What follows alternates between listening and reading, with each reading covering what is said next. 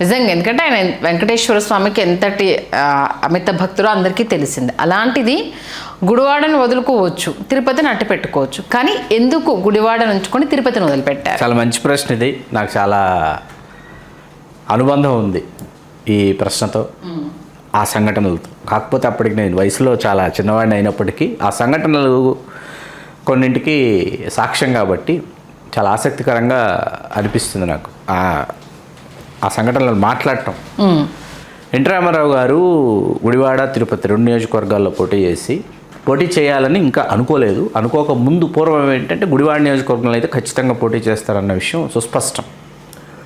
ఇంకొక నియోజకవర్గం ఏది అన్నది ఇంకా ఖరారు కాలేదు. ఈలోపు ఏం జరిగిందంటే మా మదనపల్లిలో వరలక్ష్మి ఇంజనీరింగ్ వర్క్స్ అని అక్కడ శంకర్ రాజరత్నం గారు వారిది, అక్కడ సి సుదర్శనం గారు ఎన్టీఆర్ సాంస్కృతిక సంఘం వ్యవస్థాపక అధ్యక్షులు, పెద్ద మనుషులు తెలుగు జాతీయ పక్షపత్రిక editor and publisher, Andhra Patrika correspondent కూడా ఆయన, మదనపల్లి కల్చరల్ సొసైటీ వ్యవస్థాపకులు, సోమేశ్వర స్వామి దేవస్థానం అని దానికి ఆయన నాన్ స్టాప్ 32 years చైర్మన్. ఆయన రామారావు గారికి చాలా అత్యంత ఇష్టడైనటువంటి ఒక అభిమాని. ఆయన ఆ కార్యక్రమాన్ని రామారావు గారు వచ్చి అక్కడ అడ్రస్ చేసేటటువంటి ప్రోగ్రామ్ నాదెండ్ల భాస్కరరావు గారు కూడా వచ్చారు. ఆ కార్యక్రమాన్ని ఆయన రూపొందించిన తర్వాత మదనపల్లి నియోజకవర్గంలో బలిజలు, ముస్లింలు అధిక సంఖ్యలో ఉంటారు. సుదర్శనం గారు, రాజరత్నం గారు వీళ్ళిద్దరూ బలిజ సామాజిక వర్గానికి చెందినవారు అవడంతో బలిజ సామాజిక వర్గానికి మదనపల్లి నియోజకవర్గానికి కేటాయిస్తారంట. అంటే రాయలసీమ, నెల్లూరు, ప్రకాశం జిల్లాల్లో బలిజలుగా పిలువబడేటటువంటి ఆంధ్ర కాపులు వీళ్ళు, ఈ బలిజలు ఇస్తారంట అన్నది బాగా ప్రాచుర్యంలోకి వచ్చింది. అయితే డాక్టర్ సుంకు బలరాం గారిని వైశ్య సామాజిక వర్గం, ఆయన అంత క్రితం జనతా పార్టీ అభ్యర్థిగా పోటీ చేశారు, 78 ఎన్నికల్లో ఓడిపోయారు. ఆయన కూడా ప్రయత్నిస్తున్నారు. బలిజలు, వైశ్యులు వీళ్ళు వెళ్ళి ప్రయత్నిస్తున్న సందర్భంలో మీకు అప్పుడు మదనపల్లె మున్సిపల్ చైర్పర్సన్ ఎవరైతే ఉన్నారో వారు గంగవరం వెంకట సుబ్బారెడ్డి గారిని, సాక్షాత్తు మన హీరో విక్టరీ వెంకటేష్ గారి మామగారు. అక్కడ కమ్మవారి రెడ్డి అని పెట్టుకుంటారు ఆ ప్రాంతంలో.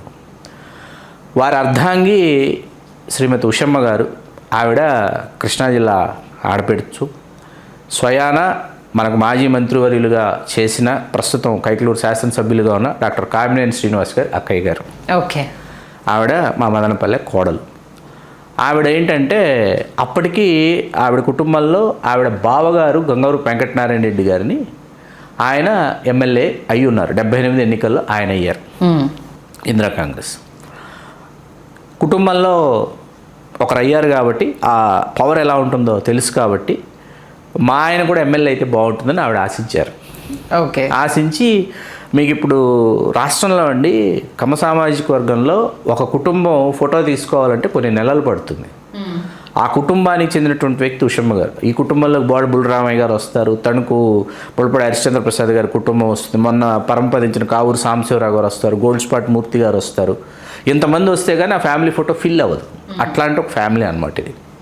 అంత అన్ని రిలేషన్స్. ఇప్పుడు కొవ్వూరు ఎమ్మెల్యే చేశారు పెండ్యాల వెంకటకృష్ణారావు గారు అని చెప్పేసి. ఆ పెండ్యాల వెంకటకృష్ణారావు గారు ఈ పెండ్యాల లచ్చిబాబు అంటారు. పెండ్యాల వెంకటకృష్ణారావు గారు కూడా ఉషమ్మ గారికి వరుస కల్లుడు అవుతారు. ఇట్లాంటి ఒక కుటుంబం అనమాట. ఆవిడ ఏం చేశారంటే ఆవిడ హైదరాబాద్ వచ్చి పార్టీ పెద్దల్ని కలిసి నాదెండ్ల భాస్కరరావు గారిని కావచ్చు, ఉపేంద్ర గారు కావచ్చు, కమ్మవాళ్ళు పెట్టినటువంటి పార్టీలో కమ్మవాళ్ళకి సీట్లు ఇవ్వకుండా ఎవరెవరికో సీట్లు ఇస్తున్నారంట అని అన్నారు. ఓకే. అనేటప్పటికీ ఇది కొంచెం రామోజీరావు గారికి, వీళ్ళకి, భాస్కరరావు గారికి, ఉపేంద్ర గారికి కొంచెం గట్టిగా తగిలిన తర్వాత మరి ఏంటి అక్కడ సమీకరణాలు ఏంటి, మేము చూస్తే బలిజలు, ముస్లింలు ఇట్లా కనిపిస్తుంది. అది అంటే ఈ రాటకొండ, గంగవరపు 2 కుటుంబాలు, 2 కమ్మ సామాజిక వర్గానికి చెందిన కుటుంబాలు అక్కడికి వచ్చి స్థిరపడినటువంటి కుటుంబాలు, పూర్తిగా ఆంధ్ర ప్రాంతానికి చెందినటువంటి కుటుంబాలు. గంగవరం కానీ రాటకొండ కానీ పాత ప్రకాశం జిల్లా, ప్రస్తుతం కొంత నెల్లూరులోకి వెళ్ళింది, కొంచెం గుంటూరులో ఉంది. అక్కడి నుంచి వీళ్ళు ఇక్కడికి వచ్చారు. వీళ్ళు ఒక 5 కుటుంబాలు, వాళ్ళు ఒక 5 కుటుంబాలు అన్నది తీసుకుని వీళ్ళు ఏం చేశారంటే వీళ్ళ దృష్టిలో అభిమానులకి ఎవరెవరికైతే స్థానాలు కేటాయించాలో ఆ స్థానాలు కేటాయించేటటువంటి జాబితాలో సుదర్శనం గారి పేరు మదనపల్లిని వాళ్ళు రాసుకున్నారు. రామోజీరావు గారు కాకుండా నాదెండ్ల భాస్కరరావు గారు, పర్వతనేని ఉపేంద్ర గారు ఇద్దరూ రాసుకున్నారు. ఓకే. రామోజీరావు గారు లెక్కలు ఎలా ఉండేవంటే ఆయన శేఖర్ గారిని, సత్యనారాయణ గారిని, కొంతమంది జర్నలిస్టులు, ఆయన రామోజీరావు గారి ముఖ్యోద్యోగులు అనుకోండి, వాళ్ళతో ఆయన కొన్ని నివేదికలు తెప్పించుకొని రామోజీరావు గారికి ఏంటంటే అభ్యర్థిని ఖరారు చేయాలంటే రైస్ మిల్ ఉందా, సినిమా హాల్ ఉందా, హోటల్ ఉందా, వైన్ షాపులు ఏమైనా ఉన్నాయా, wine shop least priority, restaurant అలాంటిది ఏమైనా ఉన్నాయా, ఇట్లాంటివి వేసుకునేవాళ్ళు. ఆ తర్వాత జాబితాలో డాక్టరు, లెక్చరరు, లాయరు ఇవి రాసుకునేవాళ్ళు. మీకు అర్థమవుతుంది కదా, రాసుకుని దీంట్లో నుంచి ఒకరిని, దాంట్లో నుంచి ఒకరిని పిక్ చేసేవాళ్ళు. ఇది రామోజీరావు గారి స్టైల్. ఆ ఫంక్షనింగ్ స్టైల్లోకి ఏంటంటే ఆయనకి అభిమానులు అనేటప్పటికీ ఆయన రూల్డ్ అవుట్ రామోజీరావు గారు. మీకు అర్థమైంది కదా. ఓకే, ఆ టైంలో ఆ సమయంలో 1000 మంది వస్తే రాత్రి 2 గంటల వరకు చర్చ జరిగింది. వార్తలు రాసి ఆంధ్రపత్రిక కరస్పాండెంట్ కదా, పొద్దున ఈయన వార్త రాసి ఈయన పంపిస్తే ఈవేళ మీకు సంఘటన జరిగి మీరు వార్త రాసి పంపించిన 3వ రోజు 4వ రోజు వార్తలు వచ్చేవి ఆ రోజుల్లో ఏది దినపత్రికల్లో. ఈయన ఆంధ్రపత్రిక రాసి పంపించారు. ఈ ఆంధ్రపత్రిక దినపత్రికలు చిత్తూరు జిల్లాలో బలిజలకు అవకాశం లేదా, మదనపల్లిలో ఇట్లా సమావేశం, బలిజ యువజన సంఘం, సుదర్శనం ఇన్ని వచ్చేసాయి. ఇది రాజమండ్రిలో ఉంటున్నటువంటి మిరియాల వెంకట్రావు గారిని ఈ వార్త చాలా ఆకర్షించింది. ఓకే, ఎవరు ఆద్యుడు బాధ్యుడు కాపునాడు వ్యవస్థాపకుడైన మిరియాల వెంకట్రావు గారిని విపరీతంగా ఆకర్షించింది. ఈయన ఏం చేశారు మిరియాల వెంకట్రావు గారు, ఈ సుదర్శనం ఎవరు? అప్పటికీ మిరియాల వెంకట్రావు గారు రావటం, సుదర్శనం గారు కలవటం ఇవన్నీ 79, 80లో ఒకసారి జరిగింది. తిరుపతి, మదనపల్లి వచ్చారు, చిత్తూరు వెంకట్రావు గారు. అసలు ఎవరు ఏంటి అని మొత్తం ఆరా తీసి అప్పుడు సుదర్శనం గారి ఇంట్లో కాకుండా సుదర్శనం గారి అన్నయ్య గారి ఇంట్లో, చిల్లగట్ల లక్ష్మణ గారి ఇంట్లో టెలిఫోన్ ఉండేది. ఆ పీపీ నెంబర్ తెలుసుకుని అక్కడికి ఫోన్ చేసి సుదర్శనం గారిని పిలిపించుకుని అర్జెంటుగా నేను హైదరాబాద్కి మీరు ఏమైనా వస్తున్నా, నేను హైదరాబాద్లో ఉంటున్నానని హైదరాబాద్కి పిలిపించుకొని మాట్లాడి తిరుపతిలో ఒక సమావేశం ఏర్పాటు చేయండి. ఓకే, సామాజిక వర్గ సమావేశం తిరుపతిలో ఏర్పాటు చేస్తే మనం తిరుపతిలో మంచి సమావేశం ఏర్పాటు చేద్దాం, ఏదైనా ఒక గొప్ప వ్యక్తికి సన్మానం చేద్దాం, ఇట్లా ఏదో కార్యక్రమం రూపొందించారు. చిత్తూరు, కడప, అనంతపురం, కర్నూలు, అప్పుడు మిద్దె శాంతరాముడు గారు, వర్ధంశెట్టి రాజారాం గారు, వీళ్ళందరూ, పసుపులేటి విజయ్ కుమార్ నాయుడు గారు నెల్లూరులో ఉన్నారు. ఆయన చిత్తూరు నుంచి చాలామంది అంటే మనం ఒక 100 పేర్లు చెప్పచ్చు. ఈ ఎం వెంకటరమణ గారు, ఆ తర్వాత తిరుపతికి శాసనసభ్యులు చేసిన ఎం వెంకటరమణ గారు, చదలవాడ కృష్ణమూర్తి గారు, వీళ్ళందరూ కూడా అనమాట. వీళ్ళందరితో ఒక సమావేశం, ఉదయం నుంచి మధ్యాహ్నం దాకా భోజనాలు, సమావేశం అంతా జరిగింది. పి పుల్లయ్య గారు చాలా గొప్ప దర్శకులు, వెంకటేశ్వర మహత్యం, ఎన్టీ రామారావు గారితో వెంకటేశ్వర మహత్యం తీసిన పి పుల్లయ్య గారు, ఆయన ఈ సామాజిక వర్గం, ఆయనకి సన్మానం ఇన్ని అయిపోయిన తర్వాత ప్రెస్ మీట్ జరుగుతుంటే ఎన్టీ రామారావు గారు మన ముఖ్యమంత్రి అయ్యారు, 35 సంవత్సరాల కాంగ్రెస్ పార్టీని అంతమొందించి, ఆ పాలనకు అంతమొందించి ఒక సరికొత్త పార్టీకి శ్రీకారం చుట్టి దాన్ని అధికారంలోకి తీసుకొచ్చారు. These words by Miriyala Venkatrao గారు. ఓకే, కాబట్టి మేము గతంలో తెలియజేసినట్టు మేము 1979, 80లోనే ఈ ప్రాంతం అంతా పర్యటించాం. తిరుపతిలో ప్రథమ వరుసలో బలిజలు ఓటర్లుగా ఉన్నారు. కాబట్టి ఎన్టీ రామారావు గారు తిరుపతి స్థానాన్ని విడిచిపెట్టి ఈ స్థానానికి రాజీనామా చేసి ఈ స్థానాన్ని బలిజలకు కేటాయించాలని కోరుకుంటున్నామని ప్రెస్ మీట్.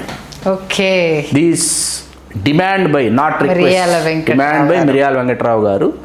మీకు దీనికి కార్యకారణ సంబంధం అంటారు. ఆ కార్యకారణ సంబంధం మదనపల్లికి సుదర్శనం గారికి కేటాయించకపోవడం అనేది ఇక్కడ తిరుపతి అవకాశం తీసుకోవడానికి. తిరుపతి పరిస్థితి ఏంటి, అప్పటిదాకా బలిజలు ప్రాతినిధ్యం వహించలా.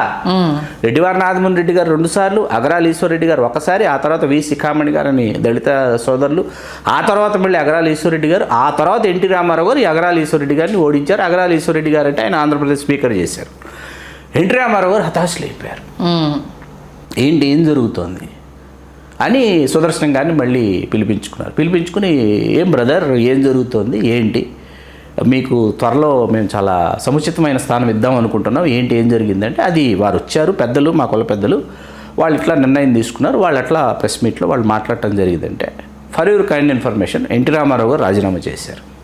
తిరుపతికి రాజీనామా చేసి ఎవరున్నారో చూడండి మీ సామాజిక వర్గం నుంచి అని డాక్టర్ కత్తుల శ్యామల గారిని ఆవిడకి అవకాశం ఇచ్చి ఆవిడ గెలిచి తిరుపతి ఉప ఎన్నిక మదనపల్లి కాబట్టి అక్కడికి అక్కడ లేదు కదా, అక్కడ ఆల్రెడీ శాసనసభ్యులు ఉన్నారు కదా రాటకొండారెడ్డి రెడ్డి గారు, కాబట్టి తిరుపతి వెంటనే ఎన్టీ రామారావు గారు కేటాయించారు. అంటే ఇమీడియట్గా రెస్పాండ్ అయిపోయి సరే ఒక నెగిటివిటీ అక్కడ ఫామ్ అయింది కాబట్టి ఆ బలిజలకు ప్రాతినిధ్యం ఇచ్చేస్తే దీనికి అక్కడ ఇవ్వలేనిది ఇక్కడ కవర్ చేయడానికి ఇంత స్టోరీ జరిగింది. 83 ఉప ఎన్నిక డాక్టర్ కత్తుల శ్యామల గారు గెలిచారు. ఓకే, 85 ఎన్నికలకి ఏమైంది మీకు, కాంగ్రెస్ వరుసగా 85, 89 రెడ్డి సామాజిక వర్గం వాళ్ళే చేజిక్కించుకున్నారు తిరుపతిని. మబ్బురామిరెడ్డి గారని ఆయన, కోలారాము గారిని ఆయన పోటీ చేసి ఓడిపోయారు బలి సామాజిక.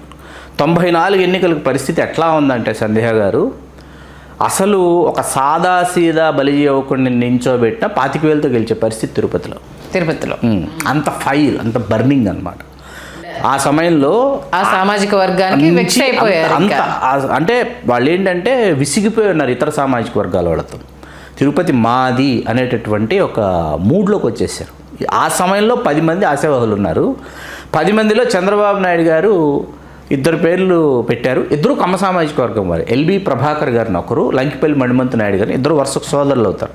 వాళ్ళిద్దరిని చంద్రబాబు నాయుడు గారు ప్రపోజ్ చేశారు తిరుపతికి కమ్మ సామాజిక వర్గాన్ని.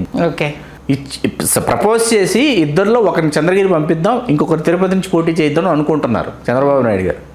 కానీ సుదర్శన్ గారు మళ్ళీ యాక్టివ్ అయ్యి పార్టీలో ఇది బలిజలకు కేటాయించి తీరాల్సింది. తోడా చైర్మన్ చేశారు అప్పటికి ఏ మోహన్ గారు, అంతరాజి మోహన్ అంటారు. 10 మందిలో ఎవరు అన్నది చర్చ వచ్చినప్పుడు కరెక్ట్గా ఆ చర్చ జరిగే సమయానికి సుదర్శన్ గారు రామారావు గారితో లక్ష్మీపార్తి గారితో మాట్లాడటానికి రోడ్ నెంబర్ 13 బంజారా హిల్స్ నివాసంలోకి వెళుతుంటే మోహన్ గారు ఎదురొచ్చారు. ఏ మోహన్ గారు, అన్న మీరు చెప్తే వింటారన్నా, మీరు సీనియర్ కదా పార్టీలో అంటే నీ పేరే చెప్తాను మోహన్ అన్నారు. నీ పేరే చెప్తాను మోహన్ అని సాధ్యాసాధ్యాలు పరిశీలించి ఏ మోహన్ గారి పేరుని ప్రపోజ్ చేసి ఆయన 23-24 వేల ఓట్ల ఆధిక్యతని గెలిచి అక్కడి నుంచి 94 ఆన్వర్డ్స్ 99 చదలవాడ కృష్ణమూర్తి గారు అగైన్ టీడీపీలో ఆయన మళ్ళీ బలిజలు. చదలవాడ కృష్ణమూర్తి గారి తర్వాత 2004 ఎం వెంకటరమణ గారు, 2009 ప్రజారాజ్యం పార్టీ అధ్యక్షులు కె చిరంజీవి గారు రాజీనామా చేయాల్సి వచ్చింది. మీకు ఆయన రాజ్యసభకు ఎంపికై నామినేట్ చేయబడి వెళుతున్నారు కాబట్టి ఎమ్మెల్యేకి రిజైన్ చేయాలి కాబట్టి రిజిగ్నేషన్ ఇచ్చిన తర్వాత అప్పుడు కరుణాకర్ రెడ్డి గారు గెలిచారు 15,000తో. వైకాపా అభ్యర్థి ఉప ఎన్నిక 2012 ఉప ఎన్నికలో కరుణాకర్ రెడ్డి గారు అప్పుడు వచ్చారు. ఓకే, మళ్ళీ మీకు 14లో మళ్ళీ ఎం వెంకటరమణ గారు ఆయన తెలుగుదేశంలోకి వచ్చి ఆయన గెలిచి ఆయన అర్ధాంతరంగా మరణించడంతో వారి అర్ధాంగి సుగుణమ్మ గారు పోటీ చేస్తుంటే వైకాపా అభ్యర్థిని పెట్ల. ఎందుకంటే దివంగతులైన శాసనసభ్యుడి అర్ధాంగి పోటీ చేస్తున్నారు కాబట్టి మనం పోటీలో ఉండకూడదని కాంగ్రెస్ ఎవరిని అభ్యర్థిని పెట్టారు. అయినా అభ్యర్థి ఉన్నప్పటికీ సానుభూతి వెల్లువెత్తడంతో సుగుణమ్మ గారు 116,000 ఓట్ల పైచిలకు ఆధిక్యతతో కన్వీనర్ గారి ఆధిక్యతతో ఆవిడ గెలిచారు. ఆవిడ తర్వాత మళ్ళీ ఏమైంది, మొన్న 19 ఎన్నికలకి కరుణాకర్ రెడ్డి గారే మళ్ళీ వైకాపా ఆయన 706 ఓట్లు స్వల్ప ఓట్లతో ఆయన గెలుపొందడం. ఫుల్ టర్మ్ కరుణాకర్ రెడ్డి గారు ఆయన జీవితంలో ఒక కళా కోరిక ఫుల్ టర్మ్ తిరుపతికి శాసనసభ్యుడిగా చేయాలన్నది నెరవేర్చుకున్నారు. తిరిగి 2024 ఎన్నికలకి కనీవినేరుని విధంగా ఏ శ్రీనివాసులు గారు చిత్తూరు నుంచి వచ్చి వైకాపాలో అక్కడ సిట్టింగ్ ఎమ్మెల్యే వైకాపాని వీడి తిరుపతికి వచ్చి జనసేన కండువా కప్పుకొని ఇక్కడ గెలుపొందడం అనేది ఒక రికార్డు. అది తిరుపతి. అలా బలిజల ఖాతాలో తిరుపతి రావడానికి మిర్యాల వెంకట్రావు గారు, సి సుదర్శన్ గారు వేసినటువంటి ఒక పునాదన్న విషయం చాలామంది ఇప్పటి తరం